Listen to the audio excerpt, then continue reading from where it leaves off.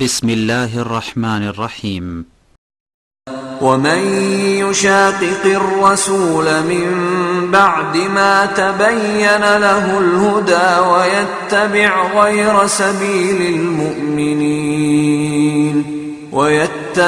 غير سبيل المؤمنين نوله ما تولى ونصله جهنم وساءت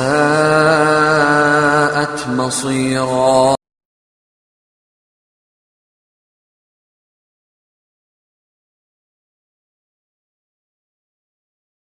السلام عليكم ورحمة الله وبركاته.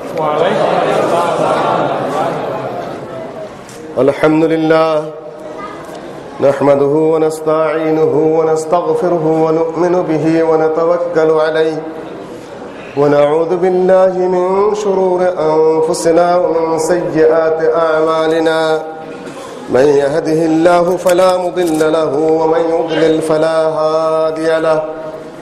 وأشهد أن لا إله إلا الله وحده لا شريك له وأشهد أن محمدا عبده ورسوله.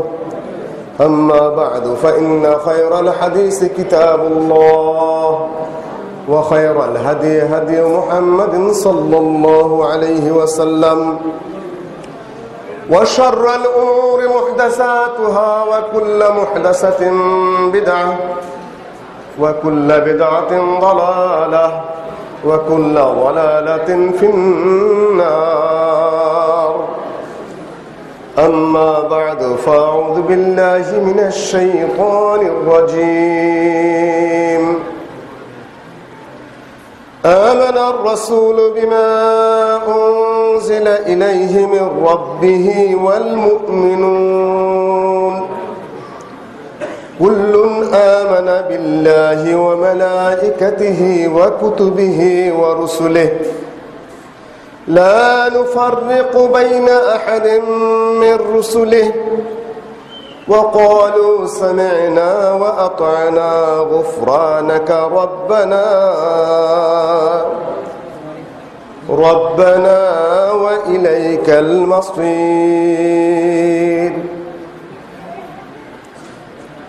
عن أبي هريرة رضي الله تعالى عنه قال قال رسول الله صلى الله عليه وسلم والذي نفس محمد بيده لا يسمع بي أحد من هذه الأمة يهودي ولا نصراني ثم يموت ولم يؤمن بما أرسلت به إلا كان من أهل النار أو كما قال رسول الله صلى الله عليه وسلم. رواه مسلم. होना तो ये फूल तो बुलबुल का तरन्नुम भी ना हो दहरों में कलियों का तबस्सुम भी ना हो सलारे का रवा है मेरे हिजाज अपना उस नाम से है बाकी आराम जा हमारा। সম্মানিত সভাপতি সাহেব, ভাই পরিচালক, উপস্থিত ওলামে কেরাম, ইন্তেজামিয়া কমিটির সদস্যবৃন্দ, গাজীপুরের চৌরাস্তার এই বিশাল জামে মসজিদ এবং ওমর বিন খাত্তাব দ্বীনি মাদ্রাসার উদ্যোগে আয়োজিত 2 দিন ব্যাপী তাবলিগি ইজতিমার আজকের দ্বিতীয় দিনে উপস্থিত শ্রোতৃমণ্ডলী, যতটুকু শুনতে পেরেছি গতকাল ডক্টর আহমদুল্লাহ তিরশালী এবং ডক্টর আব্দুল্লাহ ফারুক বক্তব্য রেখেছেন। আজকেও শেখ আব্দুল্লাহ আল মামুন বক্তব্য রাখলেন দীর্ঘ সময়ব্যাপী এবং আমার পরে সুপরিচিত আলেম, যাদেরকে আলেম বলা যায় আর কি, শেখ আকরামুজ্জামান রয়েছেন। তিনি আপনাদের সামনে বক্তব্য উপস্থাপন করবেন। আমি শনিবারে প্রোগ্রাম নিতে পারি না, কেননা পরের দিন অফিস থাকে। এই ঘুমানি এবং ঝিমানো নিয়ে অফিসে কাজ করা যায় না, শরীরের অবস্থা খুব ভালো না। তো ভাই বলেছিলেন, একবার বলেন জোহরের পরে, আসরের পরে, মাগরিবের পরে, আস্তে আস্তে এশার পরে। তারপরে তো বন্ধুত্ব এমন একটা জিনিস যে সেটা রাখতে হয়।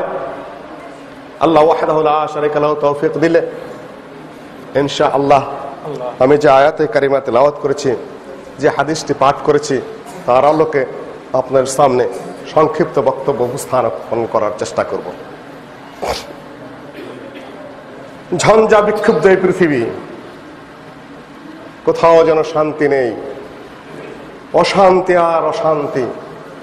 সারা পৃথিবী দাও দাও করে জ্বলছে। জ্বলছে আফগানিস্তান, জ্বলছে পাকিস্তান, জ্বলছে ফিলিস্তিন, জ্বলছে ইরাক, জ্বলছে সোমাল, জ্বলছে সারা পৃথিবীর, বিশেষ করে মুসলিম বিশ্ব। বাংলাদেশ তার বাহিরে নয়। গত কিছুদিনের মধ্যে আমরা যে দৃশ্য দেখতে পাচ্ছি, তা যে বার্তা বহন করে, তা কতটা শান্তিপূর্ণ না অশান্তির বিষয়। এই পরিস্থিতি যদি অব্যাহত থাকে, এই দেশ, এই জাতি, এই মুসলিম জনপদ কোন পর্যন্ত যাবে তা উপর আল্লাহ ওয়াহদাহু লা শারীকা লাহু ভালো জানেন। যেন সেই জাহেলিয়াতের পুনরাবৃত্তি, যখন মানুষের কোনো হিতাহিত জ্ঞান ছিল না। শাসক বলতে তখন মূল আবু জেহেল, তার মন্ত্রী পরিষদ আবুল আহাব, উতবা, সাইবা, তারা। আল্লাহর নবী যাকে বলেছেন আবু জাহাল গোসলাম, তাকে তারা ডাকতো আবুল হাকাম, মানে জ্ঞানীর বাবা। আবু জাহালের আসল নাম কি? তাদের কাছে পরিচিত কি? আবুল হাকাম। মহাজ্ঞানী, মহাচিন্তাবিদ, মহাশিক্ষিত, মহাশাসক, মহাবিচক্ষণ আবুল হাকাম। আর ইসলামের কাছে তার নাম কি? আবু জাহাল।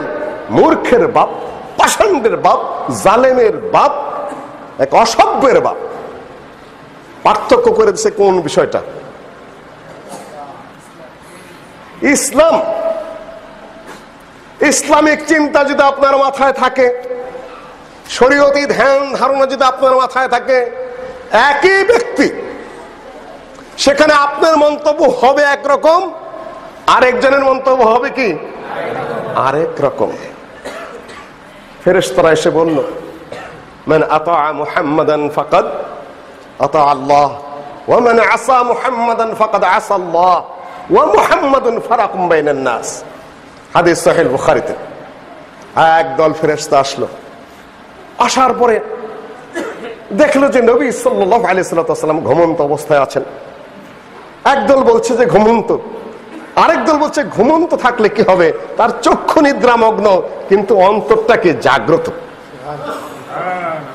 তাহলে এই লোকটার ব্যাপারে তো চলুন না আমরা পরস্পর কিছু উদাহরণ পেশ করি। ফেরেশতাদের মধ্যে একদল তার উদাহরণ পেশ করা শুরু করলো। যেমন একটি লোক সুন্দর করে একটি ঘর বানালো, তাই না? এই মসজিদটা কেন কত চমৎকার, আমার নয়নাভিরাম দৃষ্টিনন্দন। আমি এই মসজিদে কোনোদিন ঢুকি নাই, ঢুকে আমার খুব ভালো লাগলো যে এত চমৎকার মসজিদ আহলে হাদিস সমাজের মধ্যে হয়েছে। আলহামদুলিল্লাহ। মুসল্লি বাড়াতে হবে, চতুর্দিকে দাওয়াতি কাজ করতে হবে। দাওয়াতি কাজের মাধ্যমে তাবলীগ ইজতেমা, কিন্তু তাবলীগ, দ্বীনি তাবলীগ, কোরআনের তাবলীগ, সহিহ হাদিসের তাবলীগ, ইসলামের তাবলীগ যদি আপনারা নিজেরা মেহনতের সাথে না করেন, তাহলে অন্যকে কিছু সমালোচনা করে কোনোদিন রোধ করা যাবে না। আপনার ঘরে ভালো ভালো জিনিস আছে, দোকানে প্রচুর মাল আছে, খাঁটি জাপানি মাল কিংবা ফরমালিন মুক্ত সদ্য নিজের বাগান থেকে আমদানি করা ফল, আপনি নিজের দরজা বন্ধ করে নিয়ে বসে আছেন, বিক্রিও করছেন না, অ্যাডভার্টাইজও করছেন না, ঘরের মধ্যে পচাচ্ছেন। আরেকজন ফরমালিন যুক্ত মাল এনে বাজারে বিক্রি করছে, বলছে অত্যন্ত ভালো জিনিস, জিঞ্জিরাত থেকে বানিয়ে এনে বলছে এটা খাঁটি জাপানি জিনিস, তারা তাদের মাল বিক্রি করে যাচ্ছে আর আপনাদের খাঁটি মাল নিয়ে ঘরে বসে আছেন। এখন যদি আপনার মাল না ছেড়ে ঘরে আটকে রেখে শুধু ওদের সমালোচনা করেন, ঠেকাইতে পারবেন না। আপনার মাল আপনি বাজারে ছাড়ুন, যত পদ্ধতিতে পারুন, যত বুদ্ধিতে পারুন, যত অ্যাডভার্টাইজে পারুন, যত পরিচয় করে পারুন, মানুষের দ্বারে দ্বারে ঘুরে পারুন, তাবলীগ করুন, ভালো জিনিসের তাবলীগ করুন। মন্দ জিনিসের শুধুমাত্র সমালোচনা করেই আপনি আপনারটা প্রতিষ্ঠিত করতে পারবেন না, এটা নিয়ম না। সম্মানিত ভাই বোনেরা, তাবলীগ ইজতেমা দ্বিতীয় দিন বলছিলাম যেটা, সেটি হলো ফেরেশতারা উদাহরণ দেওয়া শুরু করলো। এনার উদাহরণ হলো একটা ঘর বানালো একটি লোকে, সুন্দর ঘর। তারপরে ডাকাডাকি শুরু করে দিল যে তোমরা কে আসো, এই ঘরের মধ্যে ঢুকো। ঘরের মধ্যে বহু ধরনের খাদ্যখানা, হাদিসের মধ্যে এগুলা নাই, উদাহরণ তো বলছি। ভালো ফলমূল, পোলাও, কোরমা, রোস্ট, তাই না, আরব দেশের কাবসা, নানান কিছু সাজিয়ে সুন্দর করে রেখে ডাকছে, কে আসো, তোমরা আসো। ফেরেশতা বলছে, এই লোকের ডাক শুনে, আহ্বান শুনে যারা ওই ঘরে ঢুকলো, তারা সুন্দর এই ঘরের মধ্যে ঢুকে সেখানে বসলো আর বহু ভালো ভালো খাদ্য খেলো। আর যারা তার আহ্বানে সাড়া দিল না, শুনলো না, তারা এই উন্নত মানের খাওয়াও পেল না, উপকৃতও হতে পারলো না, বাহিরে তারা ভুকা নাঙ্গা থেকে তাদের জীবন কাটিয়ে দিল। তখন ফেরেশতারা বলে, এর একটা ব্যাখ্যা দাঁড় করাও। উপমা তো উপস্থাপন করলে, আর ব্যাখ্যা কি? ব্যাখ্যা হলো এই ঘরটি হলো জান্নাতের ঘর, আর যিনি আহ্বান জানাচ্ছেন খাওয়ার জন্য তিনি হলেন এই নবী মুহাম্মদ।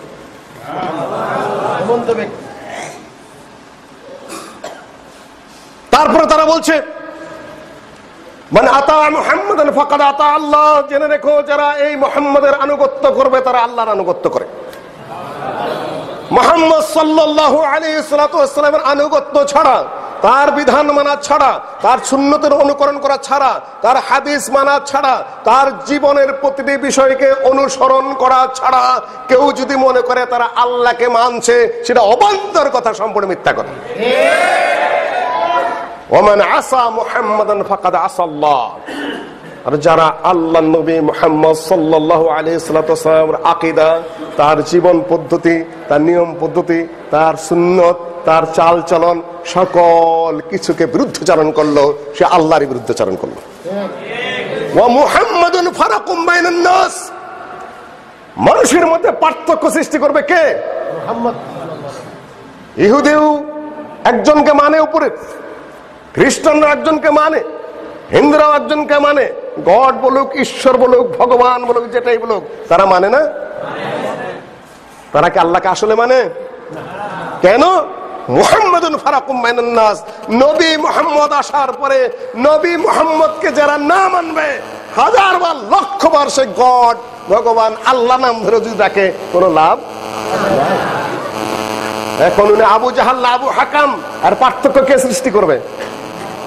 নবী মুহাম্মদ সাল্লাল্লাহু আলাইহি ওয়াসাল্লাম বলেছে, তাকে যতই জ্ঞানের বাপ বলো, যতই বিদ্যার বাপ বলো, যতই শিক্ষার বাপ বলো, যতই বিচক্ষণতার কথা তোমরা বলো না কেন, যতই সুন্দর শাসক তোমরা বলো না কেন, যতই তোমরা তাকে নেতা বলো না কেন, আমি বলছি ও আবু জাহেল। সুতরাং আবু জাহেল, মুহাম্মাদুন ফারাকুম বাইনান নাস। হাদিস সহিহ বুখারী, নবী সাল্লাল্লাহু আলাইহি ওয়াসাল্লাম বলেছেন, আবু হুরায়রা রাদিয়াল্লাহু তাআলা আনহু থেকে বর্ণিত হাদিস, ওয়াল্লাযী নাফসু মুহাম্মাদিন বিয়াদিহি, সেই সত্তার কসম যার হাতে আমি নবী মুহাম্মদের আত্মা রয়েছে। আল্লাহর হাত আছে তো? কয়টা হাত আছে? দুইটা। ডান হাত না বাম হাত? কিলতা ইয়াদাইহি ইয়ামিনান, আল্লাহর দুই হাতই আছে, কিন্তু দুই হাতই ডান হাত। তাহলে কিভাবে? ভাব আমরা জানি লাইসা কামিসলিহি শাই ওয়া হুয়াস সামিউল বাসির। আল্লাহর দুই হাত, দুই হাতই ডান হাত, কিভাবে আছে তা আমরা জানি না। আল্লাহ আছেন না নাই? কেমন কেমন তা জানি না, সুতরাং আল্লাহ নাই নাকি? কেমন তা জানি না, তা সত্য আল্লাহ আছেন। আল্লাহ আছেন যদিও কেমন তা আমরা জানি না। আল্লাহর চোখ আছে? আল্লাহ শুনেন? আল্লাহ দেখেন? আল্লাহর হাত আছে? আঙ্গুল আছে? হাদিস কি? ইন্না কুলুবা বানি আদম বাইনা ইসবাঈন মিন আসাবির রহমান। আল্লাহর দুই আঙ্গুলের মাঝখানে। আঙ্গুল কয়টা? আঙ্গুল কয়টা? সীমাবদ্ধ করে দেন নাই। দুই আঙ্গুলের মাঝখানে আত্মা, কিন্তু আল্লাহর আত্মা আঙ্গুল কয়টা এটা নাই, কিন্তু বিবরণের মধ্যে আছে।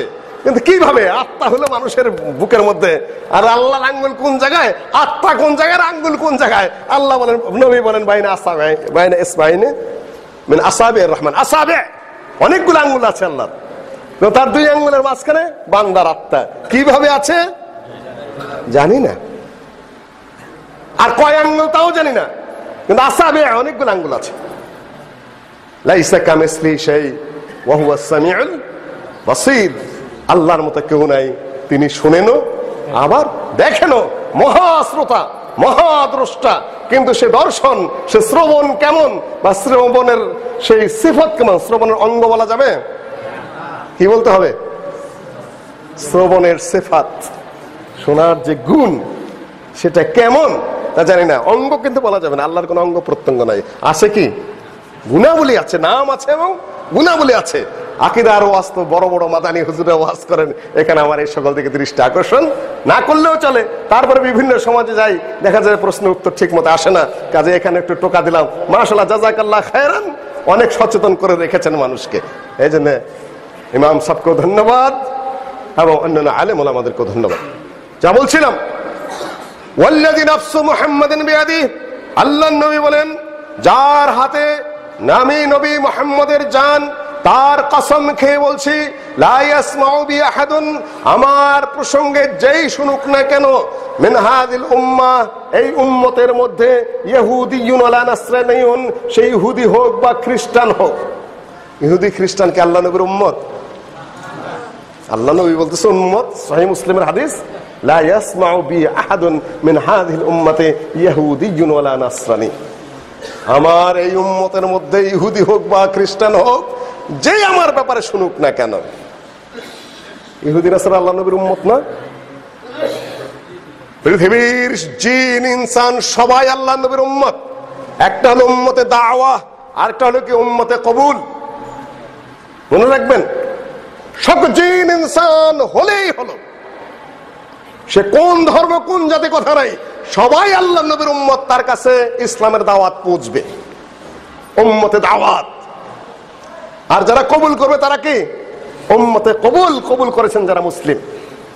এই হিসাবে সারা পৃথিবীর সবাই নবী সাল্লাল্লাহু আলাইহি ওয়াসাল্লামের উম্মতে দাওয়া। এটা বোধহয় নতুন শুনলেন মনে হচ্ছে আপনাদের কাছে অনেকটা। উম্মতে দাওয়া, ইহুদি নাসারা, হিন্দু খ্রিস্টান জিন সবাই আল্লাহ নবীর কি উম্মতে দাওয়া। সকলের কাছে দাওয়াত পৌঁছে দিতে হবে।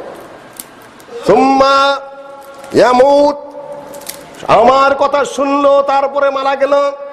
ওয়ালাম ইউমিন, অথচ ঈমান আনলো না।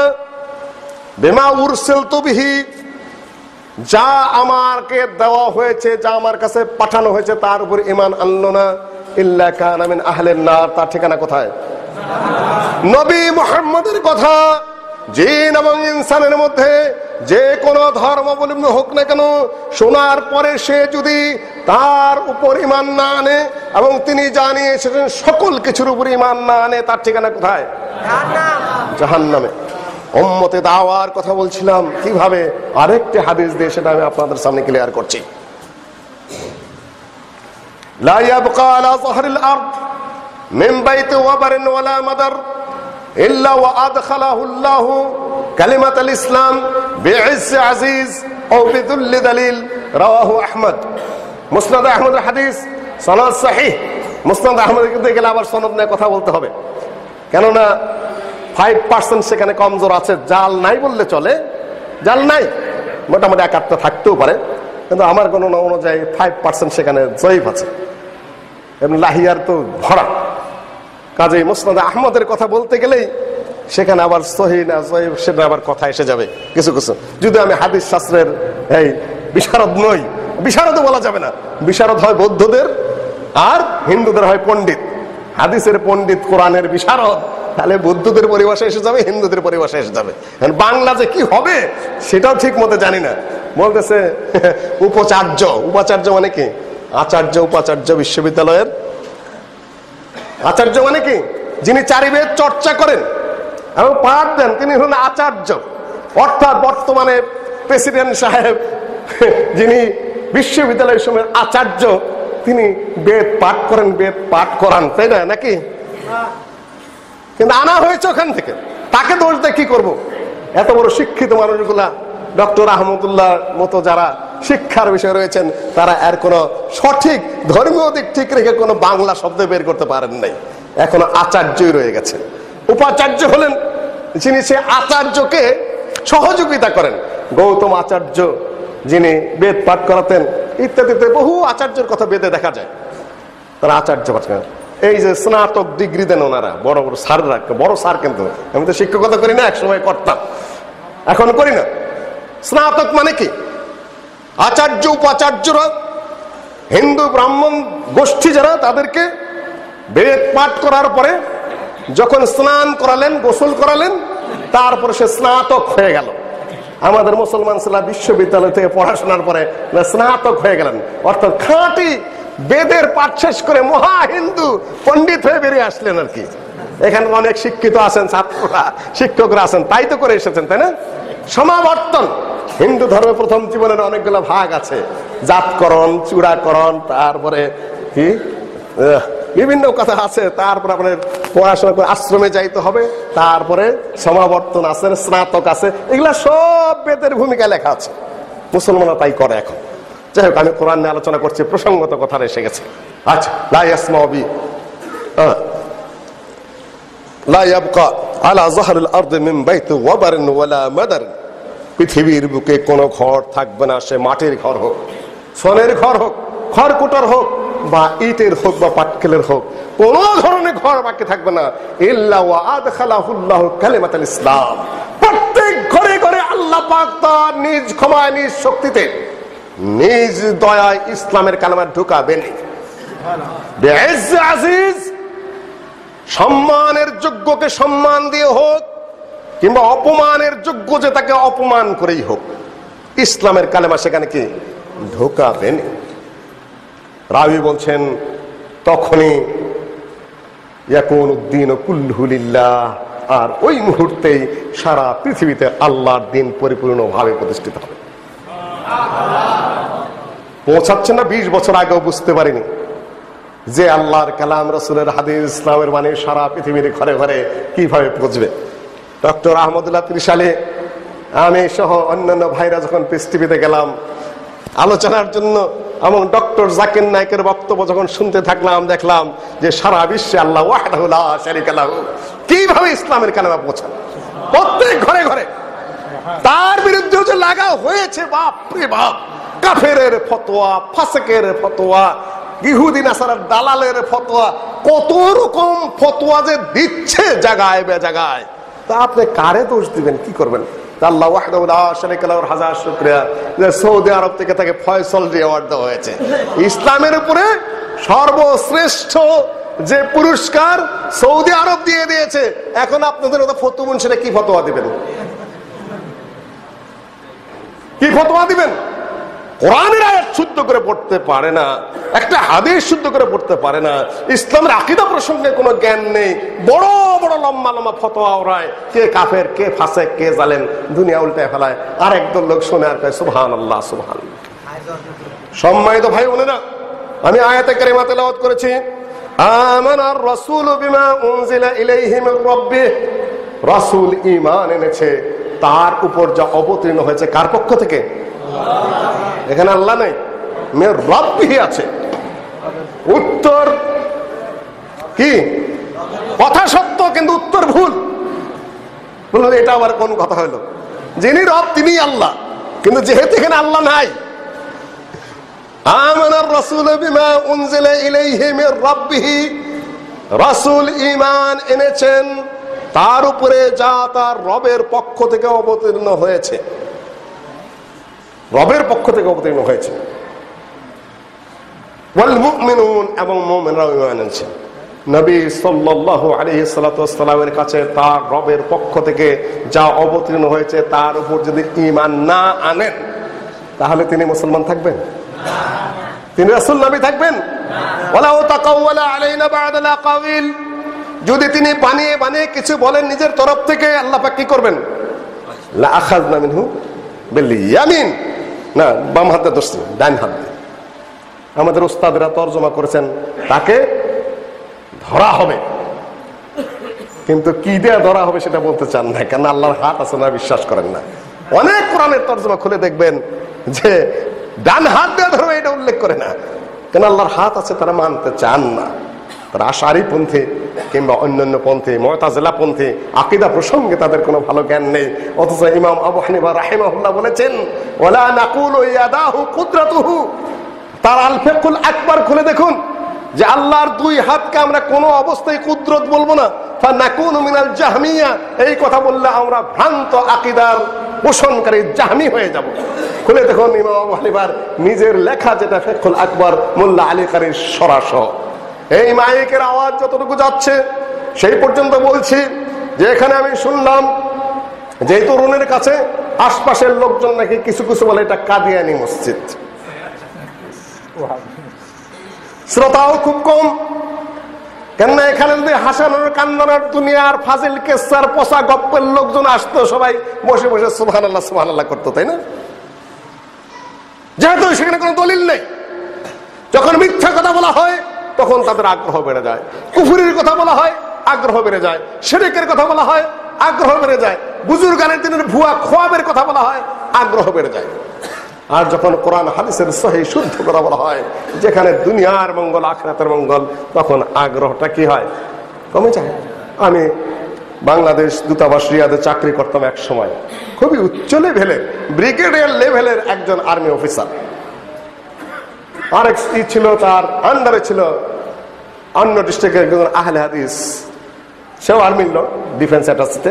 সে এসে বললো যে মুসলিম ভাই কিভাবে চাকরি করি বলুন তো, এত বড় একজন উচ্চ পদস্থ ব্রিগেডিয়ার, উনি একটা দল করেন, সেখানে আমাকে যাইতে বাধ্য করেন। তো গেলাম, যাওয়ার পরে বলতেছে যে বুজুর্গ লিখতেছেন দিনী কিতাব লিখতেছেন, হঠাৎ করে এসে একটা মাসি তার কলমের উপরে বসলো, বুজুর্গ কলম থামিয়ে দিলেন। কেন মাসির যদি আবার কষ্ট হয়, কলম থামিয়ে চুপ করে বসে থেকে এই মুহূর্তে বুজুর্গের মৃত্যু হয়ে গেল, উনি জান্নাতে চলে গেলেন। আচ্ছা মুসলিম এখন কি বলি, আপনার স্যারকে জিজ্ঞাসা করবেন যে মশা মাছি মারা যাবে না, এই হাদিস পাইলেন কোথায়? কষ্টদায়ক জীব যেগুলা, সাপ মারা, মাছি মারা, মশা মারা ইত্যাদি ইত্যাদি মারা যাবে না, এটা উনি পাইলেন কোথায়? মারা যাবে, সরানো যাবে, মারতে হবে, সরিয়ে দিতে হবে, কেন রোগ জীবাণু আছে, ক্ষতিকারক জীব। আর দ্বিতীয় জিনিস হলো বুজুর্গ যে জান্নাতে চলে গেলেন, এই ওহী ওনার কাছ থেকে আসলো কোথায়? উনি কিভাবে বুঝলেন যে বুজুর্গ জান্নাতে চলে গেল? কে দেখেছে? কিভাবে বুঝলেন? সুবহানাল্লাহ সুবহানাল্লাহ সবাই শুরু করে অন্ধের মতো। আমি বলছি নবীও যদি নিজে বাজে কিসসা কাহিনী বলা শুরু করতেন, তাহলে আল্লাহ পাক কি করতেন? ডান হাতে ধরে বলতেন এবং তার শাহরক আল্লাহ পাক কেটে দিতেন। এটা আল্লাহর কথা। আর আমি কোথাকার ফতু বুজুর্গ যে যা মনে চাই আমি বানিয়ে বলতে থাকবো, আর মানুষকে বিভ্রান্তিকর তালিম দিতে থাকবো, শিক্ষা দিতে থাকবো, আর বলবো যে খুব ভালো কথা বলছি। মুসলিম শরীফের হাদিস, নবী সাল্লাল্লাহু আলাইহি ওয়াসাল্লাম বলেছেন যে সাইয়াতি ফি আখিরিজ জামানে দাজ্জালুনা কাযাবুনা ইয়াতুনাকুম মিনাল আহাদিস মা লাম তাসমাউ আনতুম ওয়ালা আবাউকুম।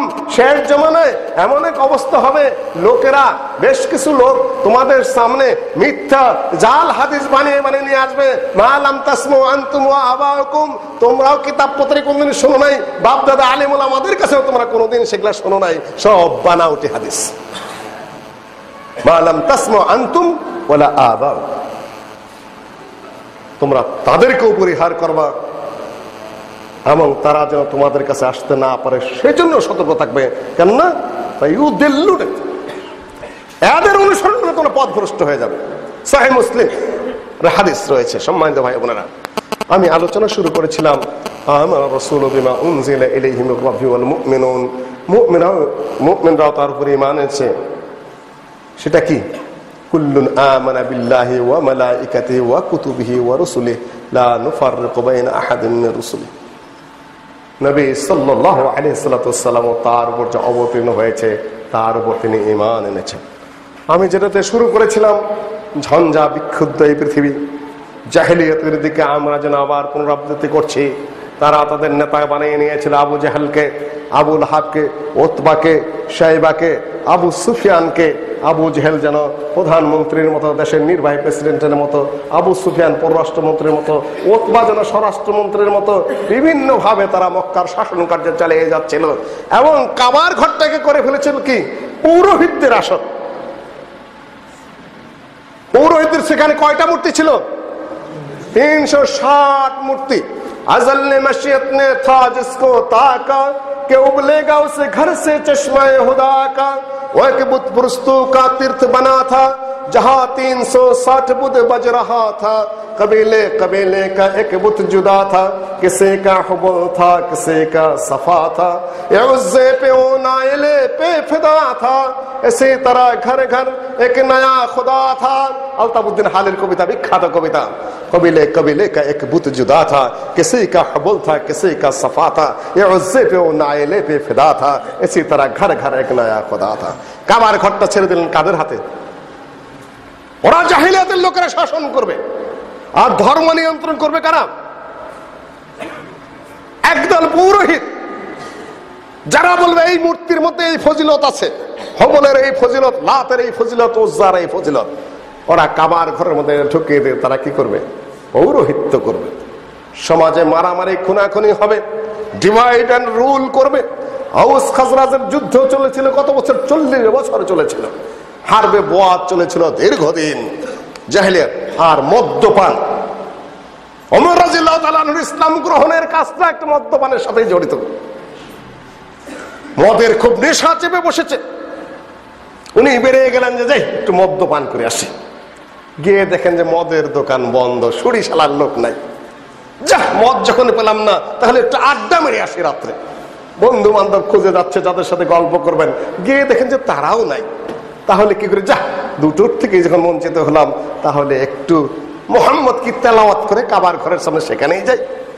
বললো যে আবার যদি কেউ দেখে ফেলে, এই ভয়ে আমি কাবার ঘরের চাদরের ভিতরে ঢুকে তারপর আস্তে আস্তে কোরআন তেলাওয়াত করা শুরু করলাম, শোনা শুরু করলাম।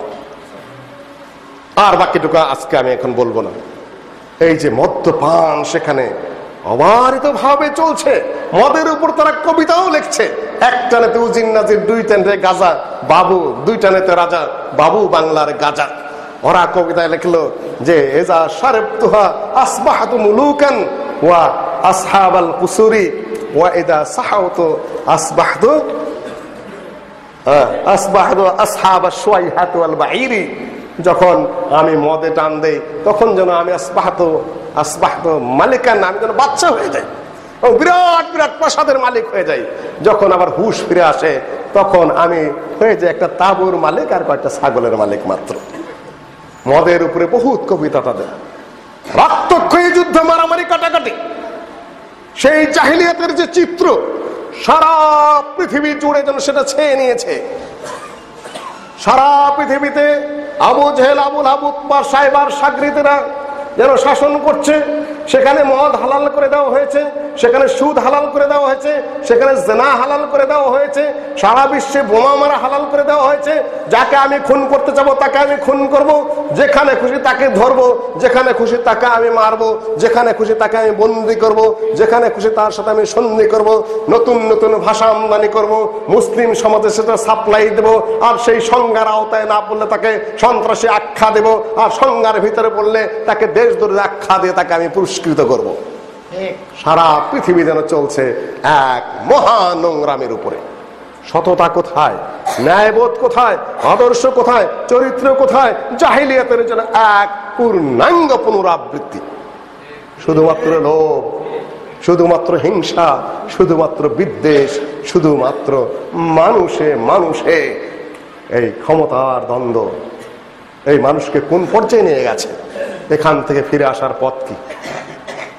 এখান থেকে ফিরে আসার পথ কি? আপনার সামনে আল্লাহর এই কালাম রয়েছে, আপনার সামনে রাসূলের এই হাদিস রয়েছে, আপনার সামনে নবী মুহাম্মদ সাল্লাল্লাহু আলাইহি সাল্লামের আদর্শ রয়েছে। নবী সাল্লাল্লাহু আলাইহি সাল্লাম জাহিলিয়াতের এই সমাজটাকে পরিবর্তন করে কিভাবে একটা শান্তির সমাজে রূপান্তরিত করলেন তার একটা ম্যানিফেস্টো রয়েছে, তার একটা চিত্র রয়েছে, তার একটা আদর্শ রয়েছে। কোথা থেকে শুরু করেছিলেন? বাসে নবী সাল্লাল্লাহু আলাইহি সাল্লাম যখন মুআজকে পাঠালেন ইয়ামানে, হাদিস সহিহ বুখারীতে, তখন কি বলে পাঠালেন? ইন্নাকা তা'তি কওমান মিন আহলিল কিতাব, হে মুআজ তুমি তো যাচ্ছ আহলে কিতাব ইহুদি খ্রিস্টানদের এক সমাজে। সেখানে যাওয়ার পরে প্রথম যেটা দাওয়াত দেবে তুমি, সেখানে কি বলবে? আইয়াশহাদু আল্লা ইলাহা ইল্লাল্লাহ ওয়া আন্না মুহাম্মাদার রাসূলুল্লাহ। সর্বপ্রথম দাওয়াত দেবে কিসের? আমি সাক্ষ্য দিচ্ছি যে আল্লাহ ছাড়া কোনো সত্যিকার মাবুদ নাই, আর মুহাম্মদ কি আল্লাহ রাসূল। যদি মেনে নেয় তাহলে বলে ইন্নাল্লাহা কাদ ইফতারাদা আলাইকুম খামসা সালাওয়াতিন, তোমাদের উপর আল্লাহ পাক ফরজ করেছেন দৈনিক 5 ওয়াক্ত সালাত। যদি মেনে নেয় তাহলে পড়ে দাও যে আল্লাহ ওয়াহদাহু লা শারীকা লাহু তোমাদের উপর ফরজ করেছেন যাকাত। যাকাত দিতে যখন রাজি হয়ে যাবে তখন ইত্তাকু ওয়া কারাইমা আমওয়ালিহিম ফাইন্নাহু লাইসা বাইনাহু ওয়া বাইনাল্লাহি হিজাব, লাইসা। তারপর যাকাত যখন আদায় করবে ভালোটা ধরে নিয়ে আসবে না, কেন মাজলুমের দোয়া এবং আল্লাহর মধ্যে কোনো পর্দা থাকে না। তাহলে দাওয়াতি কাজের শুরু কোথা থেকে হবে? কোথা থেকে হবে? তাওহীদ থেকে দাওয়াতি কাজের শুরু হবে। আমানা রাসূল বিমা উনজিলা ইলাইহি ওয়াল মুমিনুন কুল্লুন আমানা বিল্লাহি ওয়া মালাইকাতিহি। প্রথম কিসের উপর? আল্লাহর উপরে ঈমান আনা। আল্লাহ কয়জন? একজন না একাধিক? একাধিক হলে সমস্যা কি? আল্লাহ পাক কোরআনে তার জবাব দিয়ে দিয়েছেন, লাউ কানা ফীহিমা আলিহাতুন ইল্লাল্লাহ লা ফাসাদাতা। আসমান জমিনের মধ্যে যদি দুইজন ইলাহ থাকতো, একাধিক থাকতো, তাহলে কি হতো? সকল কিছু ধ্বংস হয়ে যেত। এই মসজিদে যদি একই ওয়াক্তে দুইজন নির্ধারিত ইমাম থাকে তাহলে কি হবে? আমানুল্লাহ ভাই যতই ঠান্ডা মানুষ মাথা থাক না কেন, মুসলিমদের যতই ডিগ্রি থাকে, দুইজনের যত বন্ধুত্বই থাক না কেন, দুইজনে যদি একই ওয়াক্তের কর্তৃপক্ষ ইমাম নিযুক্ত করবে, মসজিদের কি অবস্থা হবে? মাদ্রাসার একই সময় যদি দুইজন প্রিন্সিপাল নিয়োগ দেওয়া হয়, প্রতিষ্ঠানের কি হবে? একই টাইমে যদি একটা রাষ্ট্রে দুইজন নির্বাহী প্রধানমন্ত্রী থাকে কিংবা কার্যকরী প্রেসিডেন্ট থাকেন, সে রাষ্ট্রের কি হবে? আসমান জমিনের এট এ টাইম যদি দুইজন থাকেন তাহলে কি হবে? একজন বলবে যে আমি রাত বানাবো, আরেকজন বলে এই মুহূর্তে আমি দিন দেব। একজন বলে আমি এই মুহূর্তে বৃষ্টি দেব, আরেকজন বলে না আমি এই মুহূর্তে কি করব? খরা দেব। একজন বলে আমি এই মুহূর্তে বন্যা দেব, আরেকজন বলবে যে এই মুহূর্তে আমি শুকায় মারব। দুইজনের মারামারিতে থাকবে কিছু? লা ফাসাদাতা, ধ্বংস হয়ে যাবে সবকিছু। কাজে দুইজন নাই, তিনজন আছে। খ্রিস্টানদের মতো হোলি গড, হোলি সান, হোলি সোল নাই। তিনজন থাকার কোনো অবকাশ নাই। যত কঙ্কর তত শঙ্কর, যত জীব তত গড, তত ভগবান হতে পারে? ভারতের বুকে যত কঙ্কর তত শঙ্কর, যতজন এই যে নমস্কার করে ওরা প্রত্যেক মানুষের সামনে আমরা বলি কি আসসালামু আলাইকুম, তাই না? তার মানে কি? আপনাদের উপর শান্তি বর্ষিত হোক। মুসলমানকে সালাম দিচ্ছে এখন গোটা বাংলাদেশে। ইসলামের কালাম কি? সম্বোধনের কালাম কি? আসসালামু আলাইকুম, আফশুস সালাম ওয়াতিমুত তাআম ওয়াসিলুল আরহাম ওয়াসাল্লু ফিল লাইলি ওয়ান নাসু নিয়াম। তোমরা সালাম ছড়িয়ে দাও, মানুষকে খানা খাওয়াও, তোমাদের রক্ত সম্পর্ক রক্ষা করো, এবং রাতের অন্ধকারে যখন সবাই ঘুমিয়ে থাকে ওই সময় তোমরা উঠে তাহাজ্জুদের সালাত আদায় করো এবং নিরাপদে জান্নাতে চলে যাও। সালাম আছে। শান্তির বাণী ছড়ানো এখন অত্যন্ত জরুরি হয়ে পড়েছে।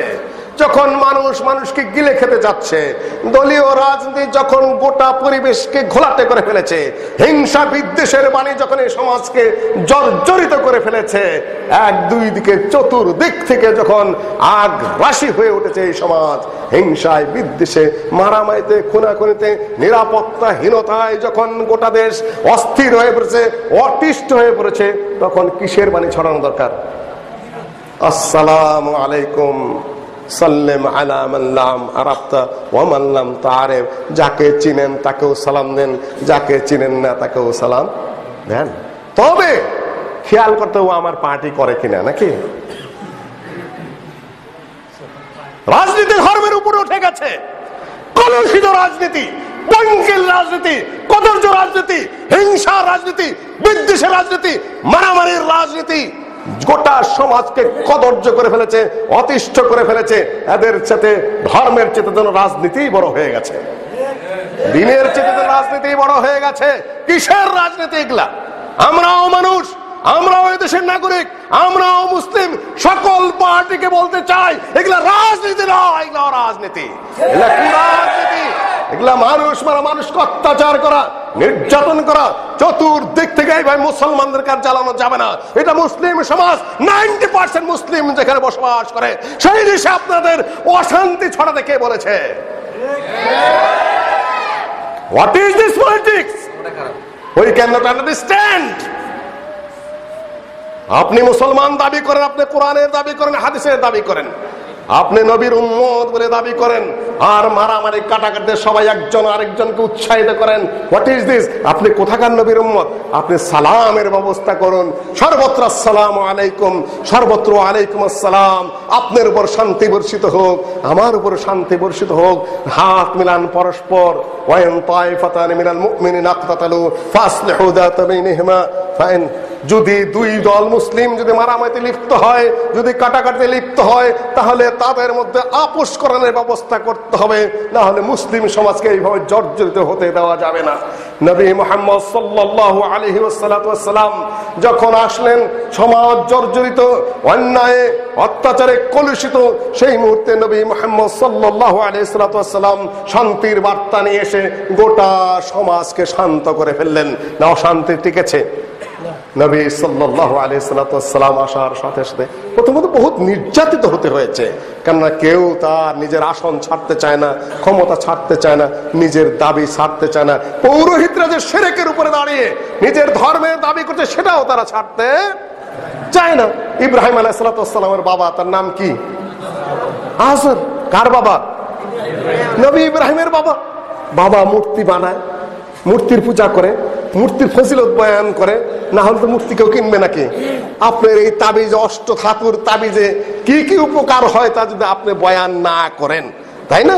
আপনার যৌন শক্তি বেড়ে যাবে, আপনার বিদেশে চাকরি হয়ে যাবে, আপনার পুত্র সন্তানের বা কন্যা সন্তানের ঘুমাইলে বিছানায় পেশাব হবে না, এইটা গলায় বান্ধা যদি আপনি যান, মামলায় আপনি ডিগ্রি পাবেন। নানান ফজিলত যদি তাবিজের বয়ান করা না হয়, তাহলে তাবিজ বিক্রি হবে?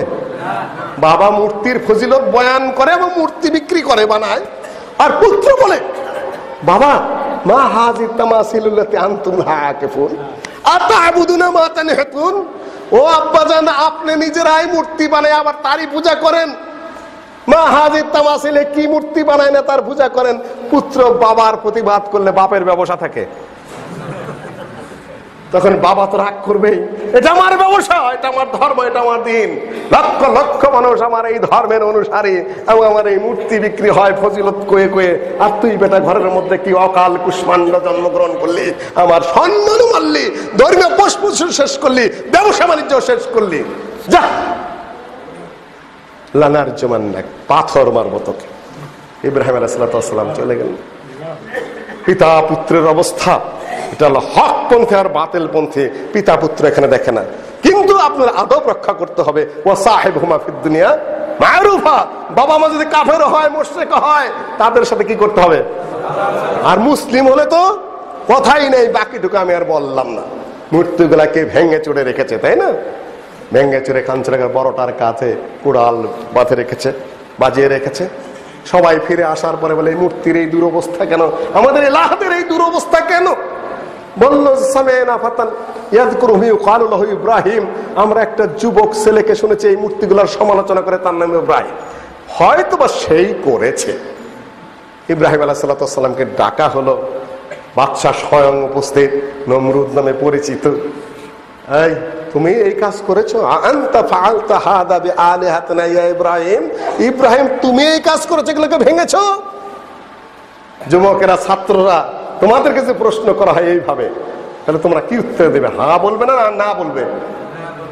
হ্যাঁ, না বললে মিথ্যা হবে না, আর হ্যাঁ বললে কি হবে?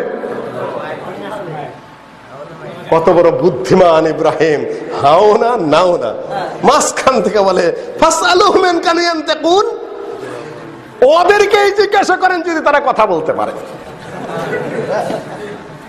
আমি ভাঙছি কি আমি ভাঙি না এই প্রশ্ন কেন? ওরা আপনাদের মাবুদ, ওদেরকে পূজা করছেন, উপাসনা করছেন, ওদের কাছে আশ্রয় চাচ্ছেন, দোয়া করছেন, প্রার্থনা করছেন, বিপদ মুক্তি কামনা করছেন, আপনাদের এলাহ। আর সেই এলাহদেরকে কে ভেঙে চুরে চুরমার করে দিল সেটা আমাকে জিজ্ঞাসা করছেন কেন? ফাসআলুহুম ইন কানু ইয়ানতাকুন, ওদেরকে জিজ্ঞাসা করেন। ইব্রাহিম আলাইহিস সালাম অপেক্ষা করছেন ওই দিকে জবাব কি আসে। বলে তুমি তো জানো ওরা কথা বলতে পারে না। ইব্রাহিম বলে এইটাই তো আমি শুনতে চাচ্ছি, যে কথাই বলতে পারে না সে আবার মাবুদ হয় কি করে? যুক্তি, যুক্তি। সাধারণ ওয়াজ ওয়াজাদিলহুম বিল্লাতি হিয়া আহসান কোরআনে এসেছে, সাধারণ ওয়াজ, তারপরে নসিহত, তারপরে হিকমতের সাথে, তারপরে যুক্তি। ইব্রাহিম আলাইহিস সালাম যুবক তরুণ, তার মেধা কত বড়।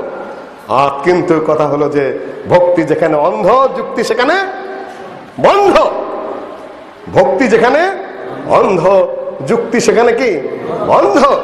আর যুক্তি যেখানে অচল, লাঠি সেখানে কি সচল। যুক্তি পারছে না ধর বেটার, কে মিথ্যা 10টা মামলা দিয়ে দেয়, বেটার জেলে ঢোকা। বাস্তবতার বিরুদ্ধে তাহলে মাল লাঠি, বেটা লাইটা খেদা। এটা ইব্রাহিম আলাইহিস সালাম যুক্তিতে যখন হেরে গেল, সমরে সম্মুখ কথায় বলে হাররিকহু ওয়ানসুর আলিহাতাকুম, এটাকে বেটাকে পোড়াও আর তোমাদের এলাদেরকে সহযোগিতা করো। বাকি কিসসা আমি বলছি না, আমি খালি মাঝখান দিয়ে বলে যাচ্ছি। অন্ধভক্তি। আমি যখন আলিগড়ে লেখাপড়া করি তখন আলী ভারতের প্রধানমন্ত্রী হলেন, বর্তমান বিজেপি তখন ক্ষমতায়, অটল বিহারী বাজপেয়ী তখন প্রধানমন্ত্রী। তারা তাদের ধর্মের অন্ধবিশ্বাস। ওই সময় যমুনার শীতকালে 20 বছর পরে পরে ওই যমুনায় যারা কঠিন শীতের মধ্যে উলাঙ্গ হয়ে ডুব দেবে, তাদের গুনাহ খাতা সব মাপ, পাপ মোচন। 5 কোটি হিন্দু ওই সময় উলঙ্গ হয়ে ওই নদীতে ডুব দিয়েছিল এই শীতের মধ্যে। অনেকেই পুরা উলঙ্গ, কেউ কেউ জাঙ্গা পড়া মাত্র। দেশের প্রধানমন্ত্রী, তার তো ধর্মের সাথে তাল মিলাইতে হয়, নাহলে ভোট, মানে ভোটই রাজনীতি, রাজনীতি ভোট, ধর্মই রাজনীতি, রাজনীতি ধর্ম। নেতাদের অবস্থাটা এখন এই হয়ে গেছে। প্রয়োজনে আমি মন্দিরেও যাবো, প্রয়োজনে আমি মসজিদেও যাবো, প্রয়োজনে আমি শাহজালালের ওখান থেকে স্লোগান দিয়ে শুরু করবো। আমার দিনই কি ধর্মই কি, আমার রাজনীতি করতে হবে, জিততে হবে, এটাই আমার বড় কথা। এই জন্য যত কিছু করতে হয় আমি করব। এখন এই বুড়া মানুষ, অসুস্থ মানুষ এখন কিভাবে এই শীতের মধ্যে উলঙ্গ হয়ে ডুব দেয়? তারপরেও তার রাজনীতি বড় কথা, নির্বাচন ভোট পাইতে হবে, জাইঙ্গা একটা পরে উনিও ডুব দিলেন। আমি কারো ধর্মের কটাক্ষ করছি না, আমি শুধু বিবরণ দিচ্ছি। কিছুদিন আগে সেই পার্টির প্রধানমন্ত্রী হলেন নরেন্দ্র মোদী। আমি ভারতের নির্বাচনের এইগুলা দেখলাম টিভিতে। উনি যখন বারাণসীতে আসলেন, বানারসে, বারাণসী নাম, আমাদের যেরকম পিসাবে বিভিন্ন জায়গায় কবর মাজার বানিয়ে বানিয়ে লাল সালু টানিয়ে টানে তারপরে মুরিদ আকর্ষণ করে, ভারতের বারাণসীতে ওই গঙ্গা নদীর তীরে দুই দিকে একেবারে খালি ওদের ছোট ছোট ছোট ছোট মন্দিরের মতো, সেখানে পুরোহিত বসে আছে, সেখানে গয়া কাশি যেটাকে বলা হয় আর কি, যেখানে এই হিন্দু নারীরাও যায়, পুরুষরাও যায়, দীর্ঘদিন কাটিয়ে আসে, পুণ্য অর্জন করে আসে, তাদের তীর্থস্থান সেখানে নদীর তীরে।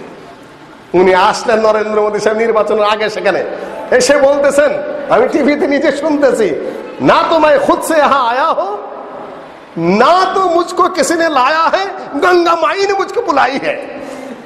আমি এখানে নিজের ইচ্ছা আসিও নাই, কেউ আমাকে আনেও নাই, মা গঙ্গা আমাকে ডাইকে নিয়ে আসছে। একটা বিশাল দেশের প্রধানমন্ত্রী, ছোটখাটো দেশ না, বহু জাতির বাস, হিন্দু, মুসলিম, খ্রিস্টান, বৌদ্ধ, কত প্রদেশ, কত ভাষা, 15টা সরকারি ভাষাই রয়েছে সেখানে।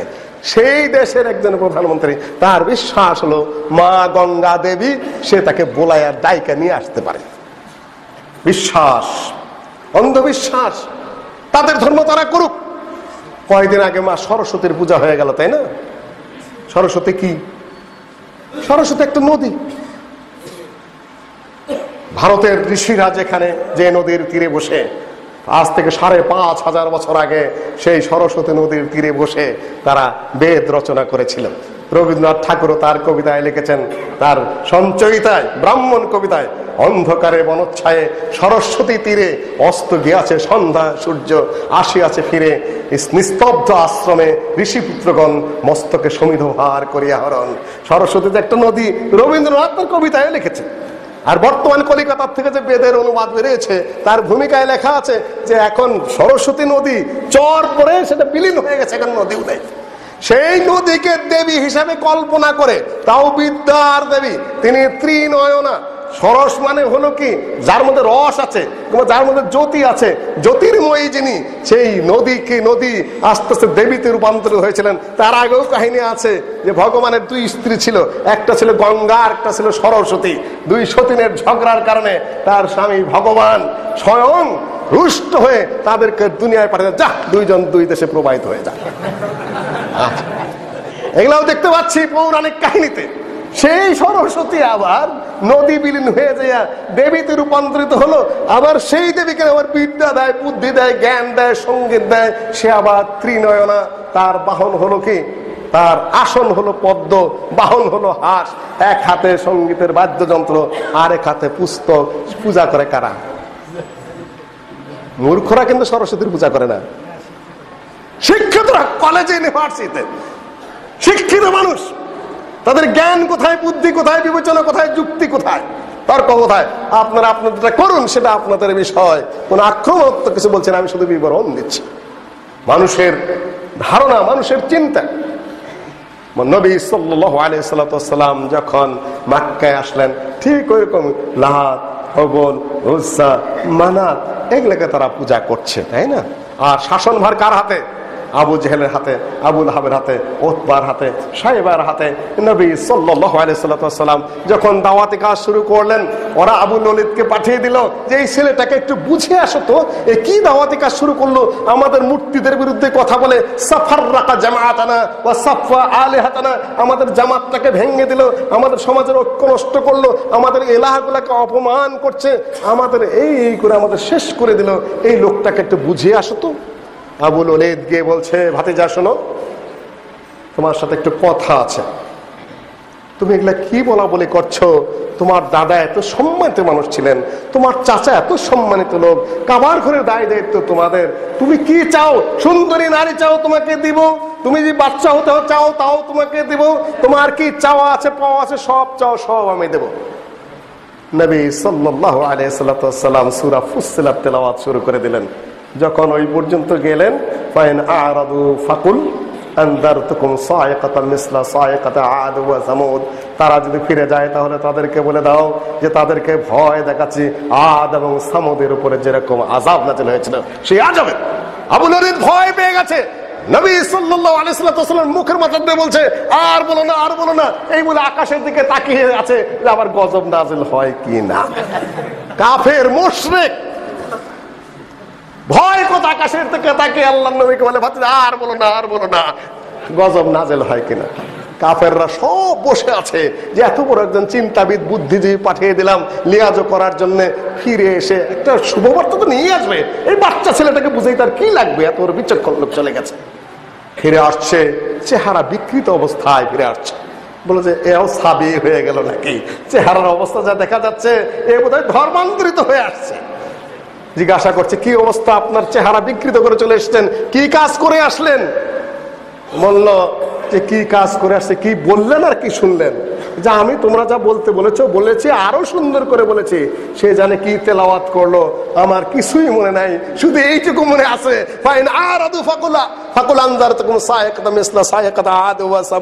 যদি তোমরা দাওয়াত গ্রহণ না করো, যদি ফিরে যাও, তাহলে তোমাদেরকে ভয় দেখাচ্ছি আদ এবং সামুদের উপর যেমন গজব নাযিল হয়েছে সেই গজবের ভয় দেখাচ্ছি।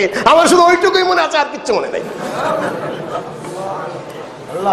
সম্মানিত উপস্থিতি, নবী সাল্লাল্লাহু আলাইহি সাল্লামের দাওয়াতি কাজের মতো করে আমাদের দাওয়াতি কাজ শুরু করা উচিত।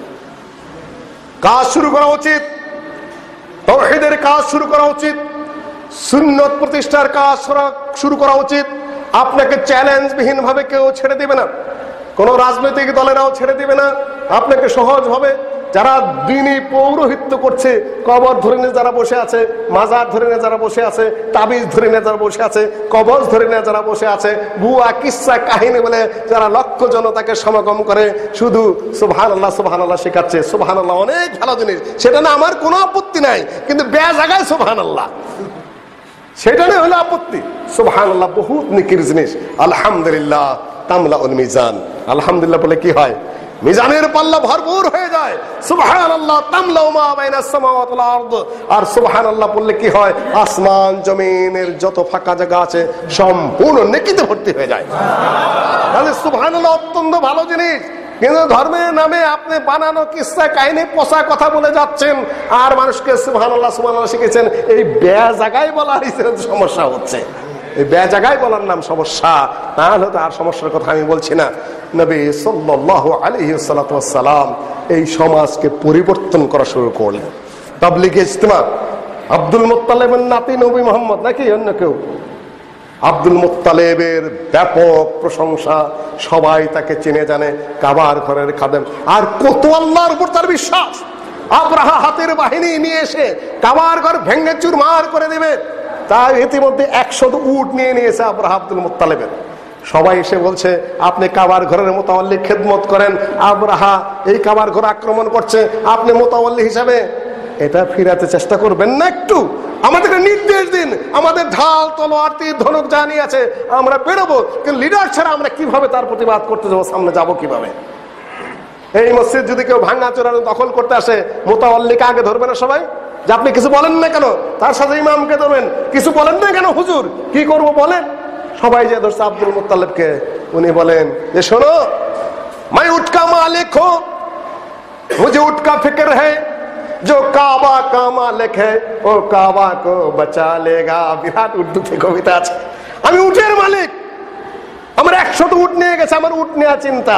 কাবার ঘরের মালিক যে, ওই মালিক আছেন, বেঁচে আছেন, চিরঞ্জীব, উনি নিজেই কাবার ঘর বাঁচিয়ে দিবেন, তোমার আমার চিন্তা করতে হবে না। তাহলে কত ঈমান আল্লাহর উপরে! আবু জেহেলের ঈমান আল্লাহর উপরে কত শক্ত! নবী সাল্লাল্লাহু আলাইহি ওয়াসাল্লাম মদিনায় হিজরত করে চলে গেছেন।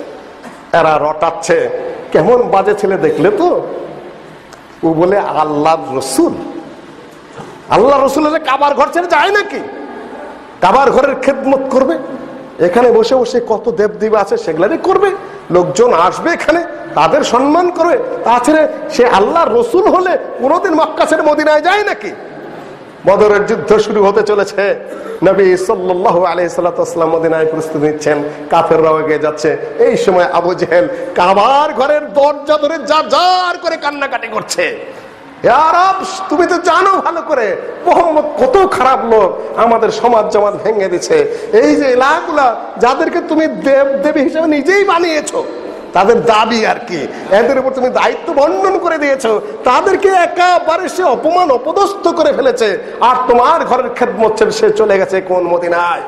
আজকে ওই ধর্মান্তরিত হয় মুহাম্মদের বিরুদ্ধে আমি যাত্রা করেছি, হে আল্লাহ তোমার ঘরের দরজা ধরে আমি কান্নাকাটি করছি, ওই পাপী ওই বেদিন মুহাম্মদের উপর যেন আমি জয়যুক্ত হতে পারি। কার কথা? কোথায় দাঁড়িয়ে চাচ্ছে? কাবার ঘরের দরজা ধরে চাচ্ছে কার কাছে? আল্লাহর কাছে চাচ্ছে। আর নবী মুহাম্মদ কোথায়? মদিনার প্রান্তরে যুদ্ধের মাঠে দাঁড়িয়ে উনি আবার আল্লাহর কাছে কান্নাকাটি করছে। ইস্তাস্তাগীসুনা রাব্বাকুম ফাস্তাজাবা লাকুম আন্নী মুমিদ্দুকুম বিআলফিন মিনাল মালাইকাতি মুরদিফিন। এদিকে আবু জেহেল কাবার ঘরের দরজা ধরে সে আল্লাহর কাছেই চায়, মুহাম্মদের বিরুদ্ধে বিজয় লাভ করবে। আবার বদরের মাঠে যখন উপস্থিত হয়েছে, নবী সাল্লাল্লাহু আলাইহি সাল্লাম সিজদায় পড়ে গিয়ে আল্লাহর কাছে কান্নাকাটি করছে, আল্লাহুম্মা ইন তাহলিক হাদিল ইসাবা ফালা তুবাদ, হে আল্লাহ, যদি আমার এই সামান্য বাহিনী মাত্র কয়েকশো লোক, কয়েকটা উট, কয়েকটা তীর আর ধনুক নিয়ে বিশাল সুসজ্জিত বাহিনীর মোকাবেলায় যদি দাঁড়িয়ে থাকতে না পারি, হে আল্লাহ, এই পৃথিবীতে তোমার ইবাদত করার কেউ থাকবে না। একদিকে নবী মুহাম্মদ বদরের মাঠে কান্দে, কার কাছে চায়? ওদিকে আবু জেহেল কাবার ঘরের দরজা ধরে কান্দে। কে হক আর কে বাতিল? কে হক আর কে বাতিল বোঝা মুশকিল, তাই না? বোঝা মুশকিল না? আজআলতুম সিকায়াতাল হাজ্জ ওয়া ইমারাতাল মাসজিদুল হারাম, আল্লাহ পাক মানে প্রতিবাদ করেন শিরক মাথায় নিয়ে, শিরকে বিশ্বাস করে আল্লাহর সাথে শরীক মেনে লাত মানাত উজ্জাকে আল্লাহর শরীক ঠাউরে তুমি তার কাছে যতই চাও সেটা কি কবুল হবে? ওয়ালা ইন সাআলতাহুম মান খালাকাস সামাওয়াতি ওয়াল আরদ লা ইয়াকুলুন্না আল্লাহ, তুমি যদি আবু জেহেলকে, উতবা, সাইবা, আবু সুফিয়ানকে জিজ্ঞাসা করো আসমান জমিন কে সৃষ্টি করেছে, কি বলবে? অবশ্যই অবশ্যই আল্লাহ সৃষ্টি করেছেন। কিন্তু সমস্যা কোন জায়গায়? সমস্যা কোন জায়গায়? শিরকের মধ্যে হলো সমস্যা। মানে একজনকে সবাই, কিন্তু সমস্যাটা কোন জায়গায়? শিরকের মধ্যে সমস্যা। হিন্দুরা কয়জনকে মানে? স্রষ্টা কয়জন হিন্দুদের কাছে? ভারতের হিন্দুদের কাছে জিজ্ঞাসা করেন সৃষ্টি কয়জনে করেছে, কি বলবে? একজন। ভগবান কয়জন? ব্রহ্মা কয়জন? একজন। কিন্তু এই যে সরস্বতী, তারপরে এই যে দুর্গা, এই যে মনসা, এই যে লক্ষ্মী, এগুলা কি? এটা ভগবান ব্রহ্মা স্বয়ং এদেরকে কিছু দায় দায়িত্ব দিয়েছেন। লক্ষ্মীর হাতে কোন দায়িত্ব দিয়েছেন? লক্ষ্মীর হাতে ধন সম্পদের দায় দায়িত্ব তিনি দিয়েছেন। মা দুর্গার হাতে কোন দায়িত্ব দিয়েছেন? শান্তি, নিরাপত্তা, দুর্নীতি দমনের দায় দায়িত্ব মা দুর্গার হাতে ভগবান দিয়ে দিয়েছেন। আর মা সরস্বতীর হাতে দায়িত্ব কি? বিদ্যা, বুদ্ধি, জ্ঞান, সঙ্গীত, সব কিছু দায় দায়িত্ব ভাগ করে দিয়েছেন। ভগবান একা, ব্রহ্মা তিনি একাই ঠিক আছে, কিন্তু দায়িত্ব মন্ত্রিত্ব বন্টন করে দিয়েছেন। মা মনসার হাতে দায়িত্ব দিয়েছেন কি? সাপ, বিচ্ছা, সরীসৃপের দায় দায়িত্ব বন্টন করে দিয়েছেন। কিন্তু আসলে উনি কয়জন? একজনই। আরবের মুশরিকরা, কাফিররাও মনে করে কি তাদের ধারণা ছিল কয়জন? একজনই। কিন্তু দায় দায়িত্ব বন্টন করে দিয়েছেন তিনি। লাতকে, হবলকে, উজ্জাকে, মানাতকে, এই 360কে বিভিন্ন কর্ম তিনি বন্টন করে দিয়েছেন। আর তিনি তো বহুত উপরে। তিনি কোথায়? আমাদের মতো পাপী মানুষের দোয়াকে আর তিনি শোনেন? আমরা যদি জজ কোর্টে যেতে চাই, সুপ্রিম কোর্টে যেতে চাই, নিজেরা যাইতে পারবো জজের সামনে? যেতে পারবো? যেতে হলে জজের কোর্টে একা যাওয়া যায় না, তাতে রে, তাই না? উকিল ছাড়া গেলে বটে হাকিমের ডাকে না কাছে। উকিল ছাড়া যদি হাকিমের কাছে যাইতে চান, জজের কাছে ডাকবে? আল্লাহ তো আরহামুর রাহিমিন, তিনি মহা আহকামুল হাকিমিন। তার কাছে আমরা কিভাবে যাব? যাইতে হবে কি? উসিলা ধইরা, ওয়াবতাগু ইলাইহিল উসিলা, উসিলা ধরে যাইতে হবে। আসলে উসিলা কি? আমলে সালেহ, সৎ আমল, নেক আমল। একই কথা। আমি সন্তান চাই, আমি কার কাছে যাব? যাচ্ছি বাংলাদেশে, কোথায় যাব? হুজুর সাইদাবাদের কাছে যাবেন। নাম ধরে বেলো ফেললাম, এখন আর দেখি না কোথায় হেদায়েত আল্লাহ কোথায় করে দিয়েছে। আগে পত্রিকা খুললেই দেখলাম সন্তান চান, বাচ্চা চান, হুজুর সাইদাবাদের কাছে গেলেই বাচ্চা। নির্বাচনে পাশ করতে চান, কোথায় যাবেন? না না, শাহজালাল। ভাগ আছে, উপরালাই সম্ভবত তাদের ধারণা যে বন্টন করে দিয়েছেন। নির্বাচনে যাবেন, ওখান থেকে স্লোগান দিয়ে মিছিলটা শুরু করতে হবে। একদল পাশ করে, আরেক দল ফেল করে, তাই না? যারা পাশ করে তাদের উপর বাবা শাহজালাল অত্যন্ত সন্তুষ্ট, আর যারা ফেল করে তাদের উপর বাবা শাহজালাল কি অত্যন্ত অসন্তুষ্ট। কাজে ফেল করেছেন নাকি? এই তারপরে যখন পাশ করার পরে যাবেন কোথায়? আর একটু দূরে। আগেই যদি দূরে যান, পয়সা খরচা করার পর যদি পাশ করতে না পারেন, পাশ করার পর তারপরে যাবেন কোথায়? আজমিরে। আপনি যত ভিসা পুষা চান, সহজে ভিসা পাবেন না। কিন্তু যদি দরখাস্ত করেন যে আমি আজমির শরীফে যাব, তাহলে আচ্ছা ঠিক আছে, কেন কাজ তো একই। হিন্দুদের কাছে, মুসলমানের কাছে ওখানে একই। একবার ভাষণ দিয়েছিলেন জওহরলাল নেহরু এই আজমিরে গিয়ে। ভাইও हम हिंदू मुस्लिम सब भारत माता के 2 संतान हैं। फर्क सिर्फ इतना ही है कि मुसलमान लोग नीचे रखकर पूजा करते हैं और हिंदू लोग ऊपर रखकर पूजा करता है। যা আমরা ভারতের হিন্দু মুসলমান সত্যিকার পক্ষে একই ভারত মায়ের সন্তান, পার্থক্য এইটুকু যে হিন্দুরা উপরে মূর্তি রেখে পূজা করে আর মুসলমানরা মাটির নিচে রেখে পূজা করে আজমিরে যায়।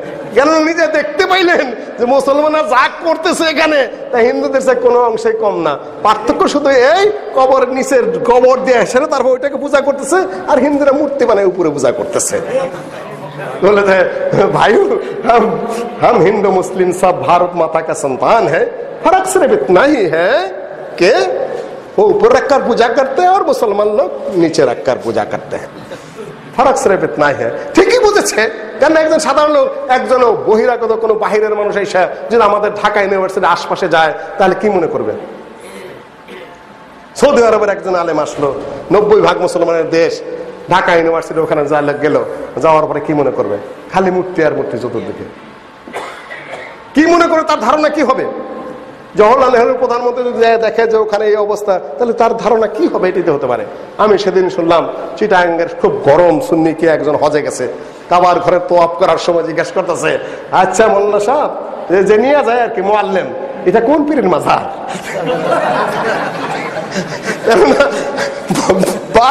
12 আউলিয়ার দেশের মানুষ খালি কবর পূজা করে অভ্যস্ত।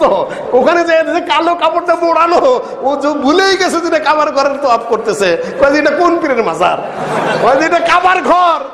কাবার ঘর তো হলেও তো হবে না, তার বুদ্ধি করে এটা তোয়াফ পীরের মাজার। তোয়াফ তোয়াফ শুনতেছে তো স্যাটিসফাইড করতে পারলো কোন রকম, না তো হজ বাদ দিয়ে চলে আসে।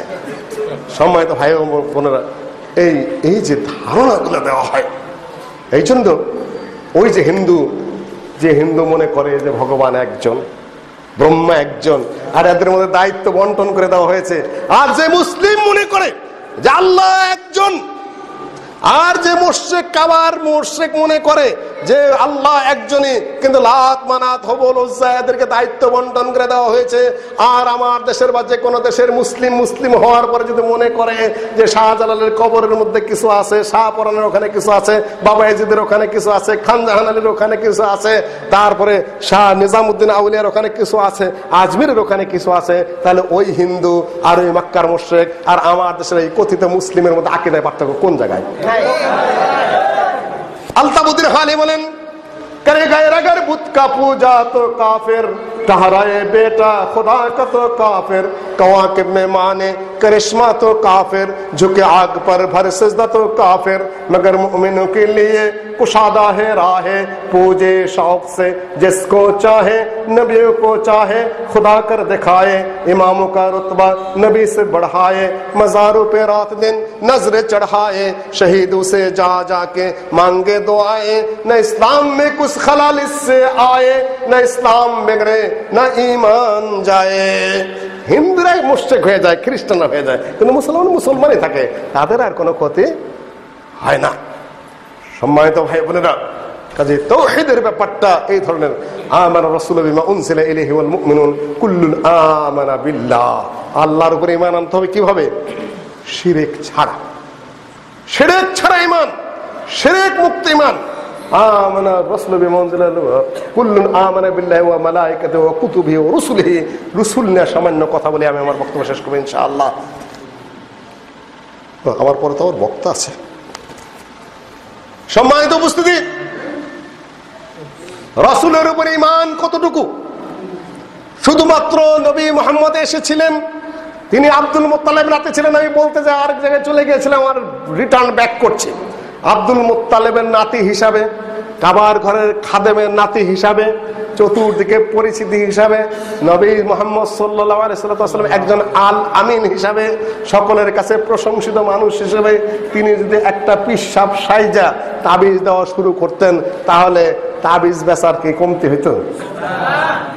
যখন তাকে গিয়ে কাফেররা নিজেরাই বলছে তুমি কি চাও, রাজত্ব চাও রাজত্ব দেব, সুন্দরী নারী চাও নারী দেব, টাকা পয়সা চাও দিব, যা চাও সব দিব, সেই আব্দুল মুত্তালিবের নাতি মোহাম্মদ যদি তাবিজ বেচা শুরু করতো আর ফু দেওয়া শুরু করতো, আর যদি কিছু বাক্য বানায় বানায় দুর্বোধ্য রহস্যপূর্ণ বাক্য বানায় বানায়, তাই না? কি কি দুর্বোধ্য রহস্যপূর্ণ বাক্য! আব্দুল কাদের জিলানীর চেহেল কাফ। চেহেল কাফ মানে কি? চেহেল মানে 40, কাফ মানে কি? আরবিতে কাফ। আপনি যদি জিন ভূত তাড়াইতে চান, হাত্তখণ্ড তাবিজ নামা লিখেছেন। হ্যাঁ, হাত্তখণ্ড তাবিজ নামা লিখেছেন এক বড় পিসাবের দোয়া নিয়ে।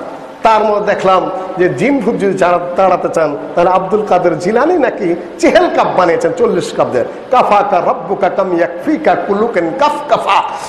এর কোনো অর্থ আছে? আমি বললাম যে ক থাকলে যদি জিন ভূত থাকে বাংলায় বানান, হুক্কা কুত্তা কলকি কাওয়া, কদে বানাইতে থাকেন, জিন ভূতের গোষ্ঠী থাকবে না। আব্দুল কাদের জিলানীর মতো একজন সেই পাগলের মতো প্রলাপ তিনি বকেছেন। অদ্ভুত কথা, আহাম্মকের মতো কথাবার্তা, মানুষ সেগুলো বিশ্বাস করে এবং সেগুলা করেও। দুর্বোধ্য রহস্যপূর্ণ কথাবার্তা। আব্দুল মুত্তালিবের নাতি হিসেবে নবী মুহাম্মদ যদি একটা বুজুর্গ সেজে একেবারে ওখানে বসে তাবিজ কবজ দেওয়া শুরু করতো আর মূর্তির ফজিলত বয়ান করে করে, তাহলে সবচেয়ে বড় পীর কে হতেন? বড় পীর আব্দুল কাদের জিলানী। আবার কিসের বড় পীর মুহাম্মদ? জায়েজ আছে? পীর শব্দ, প শব্দ আরবি ভাষায় আছে? প শব্দ আরবি, অনেকে বলে পাঞ্জাবি গায়ে দেওয়া সুন্নত। আরে প অক্ষরই তো আরবি ভাষায় নাই, আবার পাঞ্জাবি সুন্নত হবে কোথা থেকে? পাঞ্জাবের পোশাক ঢিলা ঢালা। নবী সাল্লাল্লাহু আলাইহি ওয়াসাল্লাম পাগড়ির ব্যাপারে হাদিস আছে। নবী সাল্লাল্লাহু আলাইহি ওয়াসাল্লাম যে লম্বা চোলা জামা জামা পড়ছেন, আমি এটা ঢিলা ঢুলা, সেটা পড়া ভালো, উত্তম, নিঃসন্দেহে উত্তম, এতে কোনো সন্দেহ নেই। দাড়ির ব্যাপারে জরুরি হুকুম রয়েছে, ওয়াজিব, যেগুলা ওয়াজিব সেগুলা বাদ দিচ্ছেন। আর পাঞ্জাবি প শব্দ নেই। তো পীর শব্দ কোরআন হাদিসে থাকার কোনো প্রসঙ্গ আছে? প্রসঙ্গই নাই। সেগুলা বানিয়ে নিয়েছেন পীরে কামেল সুফি শাহ সুফি মোহাম্মদ নাকি? এতই যদি বুজুর্গের কালেমা হয় ওখানেও লাগাই দেন পীরে কামেল শাহ সুফি মোহাম্মদ সাল্লাল্লাহু আলাইহি সাল্লাম। তা তো হয় না। কাজেই ভাই এই কাজ তো করলেন না। করলেন কি? এমন এক কালেমার দাওয়াত দিলেন, এমন এক বিপ্লবী আহ্বান জানালেন যে তারা থরথর করে কাঁপা শুরু করলো। এটা আমাদের ভিত্তি ভেঙে দিচ্ছে, আমাদের শাসনের ভিত্তি ভেঙে দিচ্ছে, আমাদের আইনের ভিত্তি ভেঙে দিচ্ছে, আমাদের সামাজিক ভিত্তি ভেঙে দিচ্ছে, জামাতের ভিত্তি ভেঙে দিচ্ছে, ধর্মীয় ভিত্তি ভেঙে দিচ্ছে, আমাদের আয় উপার্জনের সকল ভিত্তি ভেঙে চুরমার করে দিচ্ছে। এক লা ইলাহা ইল্লাল্লাহ। লা ইলাহা ইল্লাল্লাহর অর্থ জানেন তো? কত বড় শক্ত কালেমা, কত বড় অর্থবোধক কালেমা, কত বড় অর্থপূর্ণ এবং মিনিংফুল কালেমা, যে কালেমাকে বরদাস্ত করতে পারছে না করা গোটা গোটা কাফের জাতি, মুশরিক জাতি। এর অর্থ বুঝি না বলেই কি সবাই লা ইলাহা ইল্লাল্লাহ পড়ি, আবার আল্লাহর বিরুদ্ধে কি আইনও করি। লা ইলাহা ইল্লাল্লাহ পড়ি, আল্লাহর বিরুদ্ধে বিচারও করি। লা ইলাহা ইল্লাল্লাহ পড়ি, আবার শিরকও করি। লা ইলাহা ইল্লাল্লাহ কয়টা অংশ? না আগে না হা আগে? হা পরে, তাই না? নাই লা ইলাহা, নাই কোনো ইলাহ, নাই কোনো মাবুদ।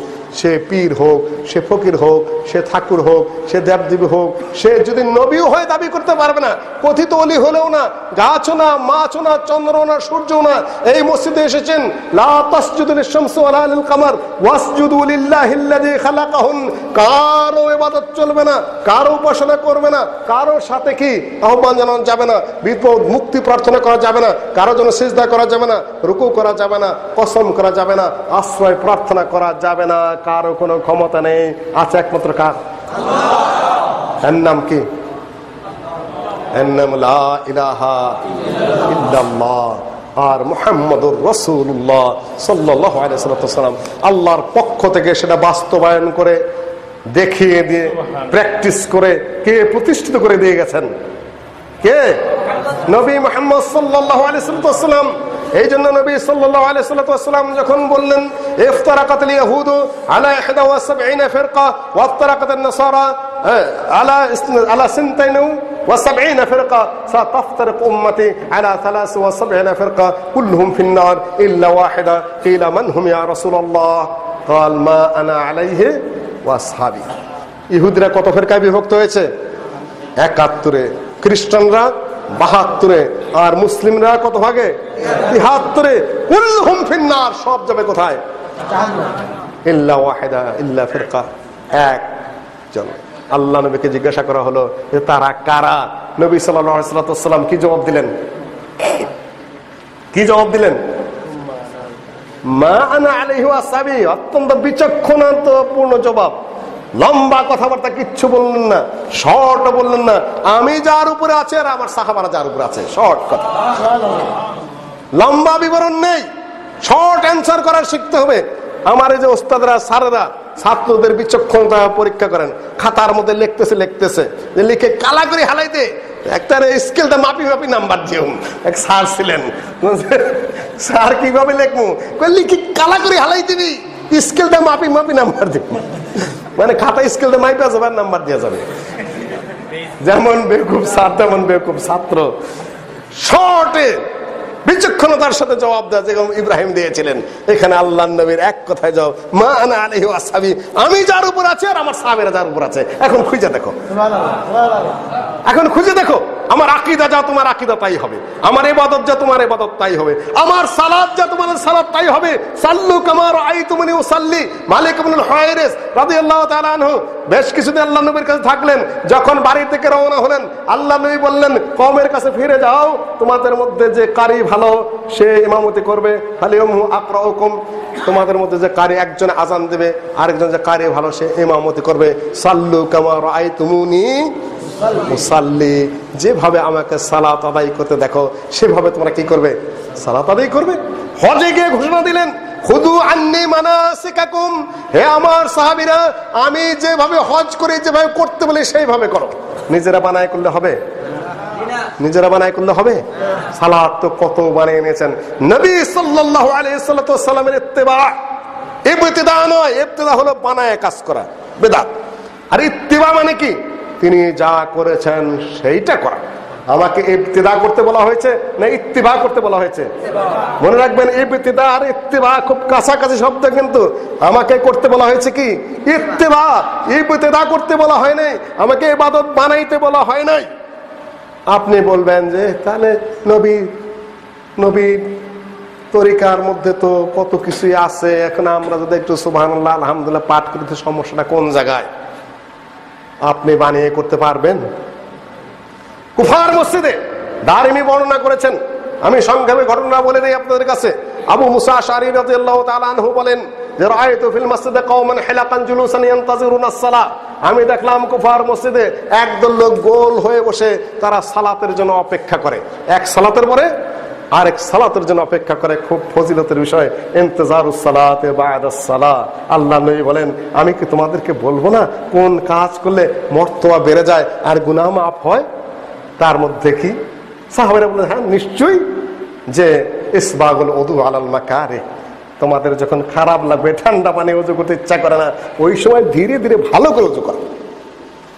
তারপরে কাসরাতুল খুতা আলাল মাসাজিদ, বেশি বেশি মসজিদের দিকে যাওয়া। একদল সাহাবী এসে বললেন, ইয়া রাসূলুল্লাহ, মসজিদে নববী তো এখানে বানালেন, মসজিদের কাছে আমরা বাড়িঘর করি।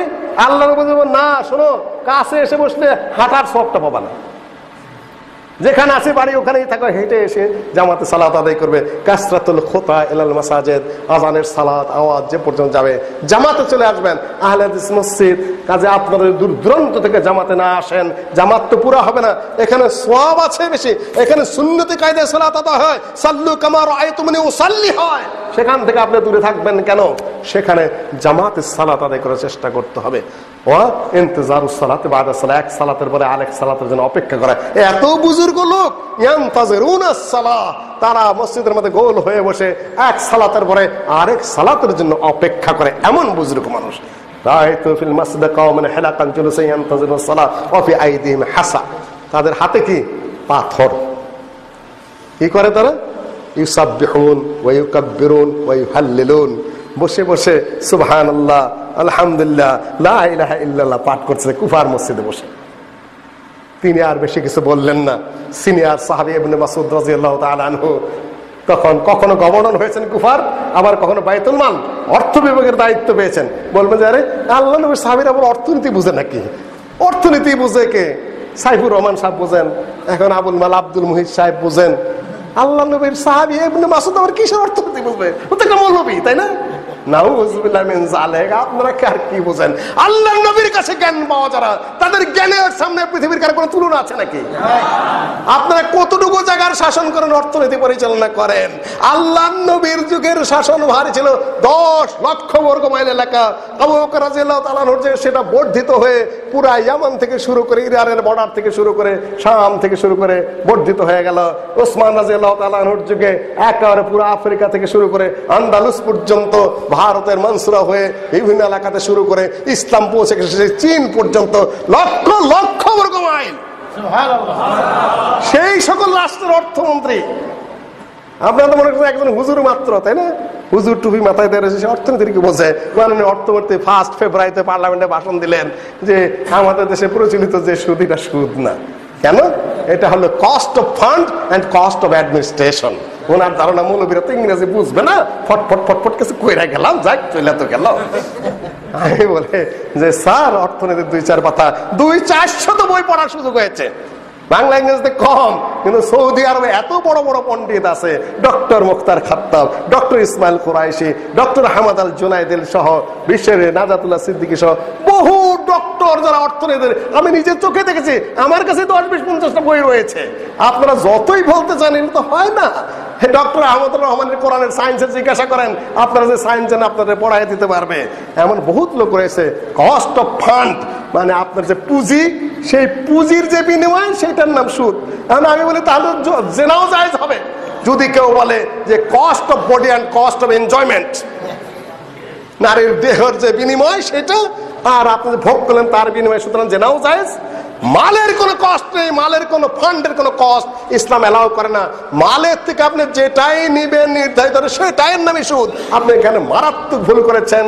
I would like to say with full respect to your excellency, you have made a great mistake here. ইসলাম প্রসঙ্গে কোনো ধারণা ছাড়াই আপনি এখানে একটা করে বেফাস মাইট দিয়ে গেছেন। মাননীয় স্পিকারকে আমি অনুরোধ করব, পার্লামেন্টারি কার্যবিধির থেকে এটা আপনি এক্সপান্স করে দিবেন, এবং মাননীয় ধর্মমন্ত্রীর দৃষ্টি আকর্ষণ করব যে আপনি ধর্মমন্ত্রী হিসাবে পার্লামেন্টে সুদের ব্যাপারে, ইসলামিক আইনের ব্যাপারে মাননীয় অর্থমন্ত্রীর যে বক্তব্য, সে ব্যাপারে একটা বিবৃতি দিয়ে জাতিকে আপনি নিষ্কৃতি দিবেন।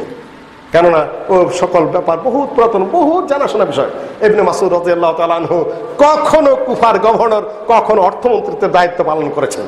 ওই সময় আবু মুসা আশআরী চিন্তা করলেন যে আমি তো ছোট সাহাবী, বয়স কম, তাহলে ইবনে মাসউদ যেহেতু সিনিয়র, তার কাছে যাই। যা বলতেছে যে আবুর রহমান, মসজিদে যে একদল লোক পাথর নিয়ে বসে সুবহানাল্লাহ আলহামদুলিল্লাহ লা ইলাহা ইল্লাল্লাহ পড়তেছে, এটার কি হবে? ইবনে মাসউদ রাদিয়াল্লাহু তাআলা অগ্নি শর্মায় প্রজ্বলিত হয়ে রাগান্বিত হয়ে এসে বললেন, মাযা কুম তাসনাউন, কি দেখছো তোমরা, কি করছো এখানে মসজিদে বসে? বিনয়ের সাথে বলছে, হাসান নাউদ্দু বিত তাকবীর ওয়াত তাসবিহ ওয়াত তাহলিল, কিছু পাথর হাতে নিয়ে সুবহানাল্লাহ আলহামদুলিল্লাহ লা ইলাহা ইল্লাল্লাহ পড়তেছে। ইবনে মাসউদ বলেন, ফাউদ্দু সাইয়্যাতিকুম, সাথে সাথে গুনাহগুলো গুনতে থাকো। বুঝতে পারছেন? ওরা পড়ছে সুবহানাল্লাহ আলহামদুলিল্লাহ লা ইলাহা ইল্লাল্লাহ।